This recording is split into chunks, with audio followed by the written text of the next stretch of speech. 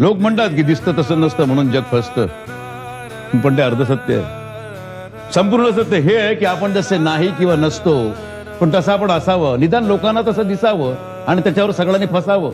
यासाठी आजन्म जो धडपडतो त्याचं नाव माणूस. मला काही सांगायचे. हे नाटक पाहिलं की असं वाटतं यासाठीच माणसाने चक्क आयुष्याला फिल्टर लावून घेतलेलं आहे.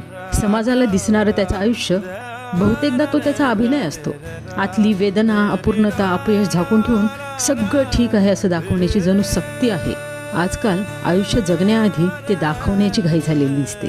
दुःखावर, अपयशावर आणि चेहऱ्यावर फिल्टर लावूनच माणसं वावरताना दिसतात. यामुळं दिसणं आणि असणं यामधील तफावत वरचेवर वाढतच आहे. कित्येकदा जसे आहोत तसे दाखवलं तर नाकारले जाऊ या भीतीपोटी स्वतःला लपवून मुखवटे बदलत जगत असताना दिसतात.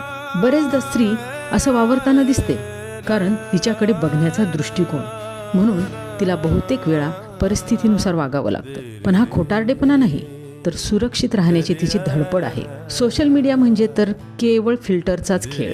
यामुळे तुलना वाढत आहे आणि आत्ममूल्य कमी झालेलं आहे. या फिल्टरच्या नाटकी जगात जसे आहोत तसे राहणं सोपं नाही, पण हे मात्र तेवढंच खरं की खरं असणं हीच खरी बंडखोरी आहे आणि धैर्य आहे. कारण फिल्टर काढला की माणूस दिसतो आणि जेव्हा माणूस जसा आहे तसा राहण्याचं धाडस करतो तेव्हाच तो समाजाला अस्वस्थ करतो आणि स्वतःला मुक्त करतो.